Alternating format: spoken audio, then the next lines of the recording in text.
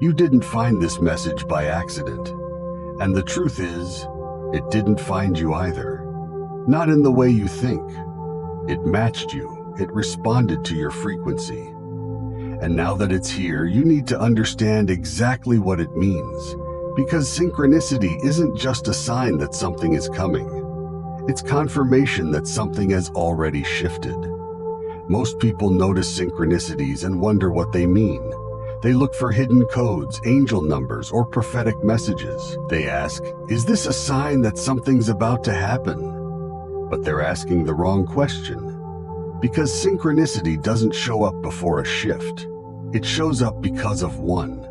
It's not a forecast, it's a mirror. And when it starts appearing more often, when the numbers repeat, when words loop, when themes echo from strange corners of your day, it's not because the universe has suddenly decided to pay attention to you. It's because you have started to pay attention to something deeper, something beyond the five senses, something beyond logic, something real. This is the first truth you must understand. Synchronicity is not the beginning of your shift. It's the reflection of your shift already in motion. And the second you understand this, everything changes. Because now you stop waiting. You stop asking for signs and start reading the ones that are already here. You stop living on the outside of your life, wondering when something will happen, and realize it already is. Let's go deeper. In the quantum model of reality, everything is vibration. Everything is frequency. Your thoughts, your emotions, your beliefs, they're not just internal content. They're energy. And that energy shapes your external experience, not as a reward, not as punishment, but as resonance. When your inner world changes, your outer world has no choice but to follow. But because your outer world is made of matter and matter is slower than energy, the first signs of a shift are subtle. They don't crash through your front door. They appear as flickers, whispers, patterns, recurring fragments that seem too aligned to be random, too consistent to be ignored. That's what synchronicity is. It's not magic, it's mechanism. The universe isn't throwing you breadcrumbs to give you hope. It's mirroring your state back to you. That's why synchronicities often start showing up after something inside you has already begun to rearrange. A realization, a decision, a moment of surrender, a choice to let go, a quiet commitment you made to become someone more aligned, even if no one else noticed. And now the field is responding. This video is part of that response. You didn't click it by accident. You didn't get recommended this message by chance. You didn't get caught in the algorithm. You broke out of one. Your frequency changed, even if only slightly, and the quantum mirror began to ripple. That ripple doesn't always bring a new job, a new lover, or a new opportunity first. It brings a signal, a soft pulse from the version of reality you're beginning to align with. And that pulse often looks like a synchronicity. A conversation that says exactly what you were just thinking. A stranger mentioning something that feels eerily familiar. A number appearing again and again no matter where you turn.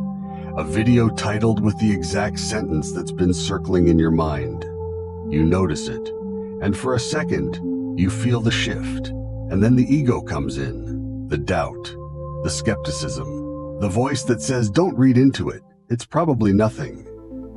But it's not nothing, it's proof. And the ones who learn how to read it are the ones who shift faster than anyone else. Because reality isn't static, it's fluid, it's responsive. It's always listening to your internal broadcast, and the moment that broadcast changes, the external begins to reflect it. Not instantly, not dramatically, but accurately. Synchronicities are the first signs that the reflection is catching up. So let's pause here and ask, why now? Why is this synchronicity, this video, this moment, this exact sentence, finding you right here, right now? Because a part of you already said yes. Because a part of you already let go. Because a part of you, even in silence, already decided to shift. You may not have shouted it, you may not have written it down, but the decision was made. And the field doesn't respond to volume, it responds to frequency, and your frequency shifted even if you didn't fully realize it yet. And the beauty of this system is that it's never wrong. It can't be, because it's not guessing, it's reflecting. Now that you understand what synchronicity really is, the next question becomes far more important. What are you supposed to do when it appears? Because this is where most people fall back asleep. They notice the numbers, they feel the timing, they sense that something is shifting. But instead of responding to the signal, they get stuck watching it. Like a movie on a screen, fascinating but untouchable. And in doing so, they remain observers instead of participants. Synchronicity is not for entertainment. It's not a wink from the universe just to make you feel seen. It's an instruction, a doorway, a notification from the field that says your alignment is stabilizing, now act like it. If you don't respond, the energy fades. That doesn't mean you're punished. It just means the opportunity dissolves. Not because the universe took it away, but because the old vibration resumed dominance. The timeline you were touching slips back into the field of potential. You drift back into the identity you've been trying to leave behind. And soon enough, you're asking for another sign, unaware that the one you needed already arrived. That's why your response matters more than the sign itself. The synchronicity is just the signal. Your response is what locks in the shift. When you encounter synchronicity, the first step is presence. Don't rush to interpret it. Don't drown it in spiritual analysis. Don't run to social media and look up meanings. Stay with it, pause. Feel your internal state. Not what it means, but what it activates. Every synchronicity has a tone. Some feel like peace, some feel like a call to courage, some are subtle nudges, others are lightning bolts. Your job is to notice the emotional signature it leaves behind. That feeling is the bridge. Don't run from it. Sit in it.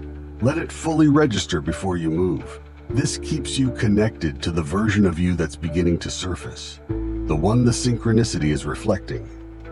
From that place of presence, you ask the only question that matters.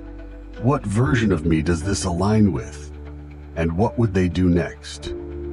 This is the core of synchronicity response, identity alignment. You're not decoding external meaning. You're revealing internal truth. Maybe the answer is immediate. You know what to do. You feel it in your bones. A decision clicks. A conversation must be had. A door needs to be closed. A truth needs to be spoken. This is the field showing you a higher timeline, and your action is the key that unlocks it. But sometimes the answer isn't clear. You feel the pull, but don't know where it's leading. That's when silence becomes a tool. Stillness becomes a response. Don't rush to fill in the blanks. If nothing needs to be done yet, that is the instruction. Let the frequency build. Let your nervous system adjust to the new identity without immediately demanding clarity. You're not here to chase the next step. You're here to hold the frequency of the version of you that knows. That's the difference between reacting to synchronicity and responding from it. Reacting means scrambling to decode it, turning it into content, turning it into a checklist. Responding means embodying what it calls forward in you, even if it's invisible. Even if no one else can see it. The shift happens inside first, and then in time, it stabilizes outward. This is where most people lose momentum. They expect the synchronicity to change their life. It won't. It changes you. And when you anchor that change, life begins to reflect it. So how do you anchor it? You start by aligning your state. The inner landscape has to match the timeline you're moving toward. You can't stay in the energy of doubt while trying to activate a timeline of clarity. You can't stay in victimhood while trying to anchor a timeline of power. This doesn't mean you fake it. It means you choose a state that supports the version of you the synchronicity is pointing to. That version of you already exists. You've felt them. You've imagined them. Now you start showing up like them, subtly, quietly, internally. You hold yourself like them, you think like them, you speak with their cadence, you let your posture, your breath, your decisions reflect who they are, not who you've been. Because when the identity matches the signal, the shift locks in. And from that space, take one small, tangible action that reinforces the new trajectory. Nothing grand, nothing performative. Just one move that breaks the momentum of the old timeline. You've likely felt this before. The moment you acted in alignment with a future version of you, and suddenly things moved. The email came, the conversation opened, the opportunity showed up without warning. That wasn't luck, that was resonance. You matched the energy, and the field obeyed the physics. This is why you can't treat synchronicity as just a curious phenomenon. It's a checkpoint. A moment when the field says you're crossing timelines, now stabilize. And if you miss it, you're not doomed. The opportunity will return. The field is infinite, but it will return to match your dominant frequency. That's why some people chase signs for years without ever shifting. They receive the signal, but never become the identity it's calling for. You have to be willing to step into the role, even before the evidence appears. Synchronicity is evidence, just not the kind you can touch yet. It's the energetic version of proof, the flash before the form. So don't let the signal go dim. Don't brush it off and wait for the next one. Don't think it'll mean more next time. It won't. It means everything now, because it's happening in the exact moment your frequency can finally receive it. And if you honor that, if you respond as the version of you that this synchronicity reflects, if you hold the frequency, shift the state, and make the move, then you won't need to ask whether the timeline changed.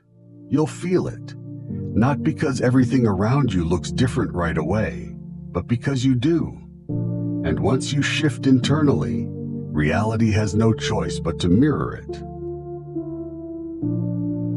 You're not here because something random pushed you. You're here because your signal reached a threshold, a frequency you've been rising into for weeks, months, maybe even years, finally locked into place, and the field answered. This message, this moment, this synchronicity isn't just content. It's a convergence. You didn't stumble into this message. You aligned with it. That's the part most people miss. They think synchronicity is something the universe hands them, something that drops into their path to give them hope. But synchronicity isn't delivered. It's matched. It appears the moment you become the version of you who can receive it. The reason you're seeing this now is because you're not who you used to be. Even if it's subtle, even if the world hasn't caught up yet, your field has changed. Your thoughts are different. Your awareness is sharper. The old timeline, the one you've been orbiting, doesn't fit the same way anymore. You felt the friction, the unease, the quiet sense that something's ending and something new is opening. And now the signs are flooding in to confirm it. A knowing that this isn't just another moment, it's a choice point. Synchronicity always carries choice inside it. That's what makes it powerful. It doesn't tell you what to do. It reflects what you're ready to do. And the version of you who's been hovering on the edge is now being called forward. There's a timeline forming in your field, a version of reality that matches the truer version of you. The one who doesn't wait, the one who doesn't wonder, the one who doesn't dilute their knowing. And you're not being asked to build it from scratch. You're being asked to say yes to what's already waiting. This is the paradox of alignment. The moment you stop searching, the answer arrives. The moment you stop chasing signs, the synchronicity appears. And the moment you stop becoming, you start remembering. Remembering that this path was always there, that this version of you already exists, that this reality, the one that keeps whispering in your imagination, isn't fantasy, it's frequency, and it's getting louder, more proof. You don't need to wait until your current life completely breaks apart to start choosing something new. That's the mistake people make. They wait for the breakdown.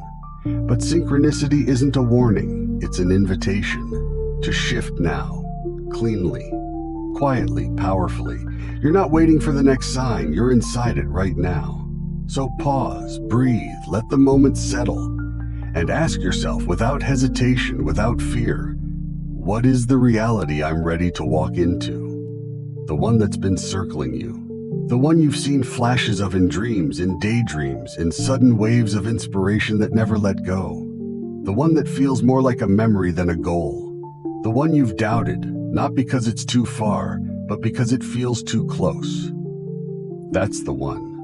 Name it, not in vague terms, not someday, not conditionally, right now, in your mind, out loud, or in the space below, so it lives outside of you and begins anchoring in the collective field. Declare it not as a wish, but as truth. This is how timelines are selected, not through effort, through clarity, not through force, through frequency. So speak it. Whatever it is, say it, whisper it, or write it below so the declaration enters the space between us, the field where this entire moment has been unfolding. Because that's how you claim the shift. You don't analyze it, you don't intellectualize it, you don't ask for more signs, you declare it, you become the resonance, and everything else bends around it. This is not about watching synchronicity anymore. This is about embodying what it reflects. You are not the one waiting for the shift. You are the one the shift has been waiting for. Let that sink in, and let the field hear you, clearly, fully, powerfully. Declare it now, in your mind, in your voice, in your comment. You've already begun shifting timelines. This is your moment to choose which one becomes your new home.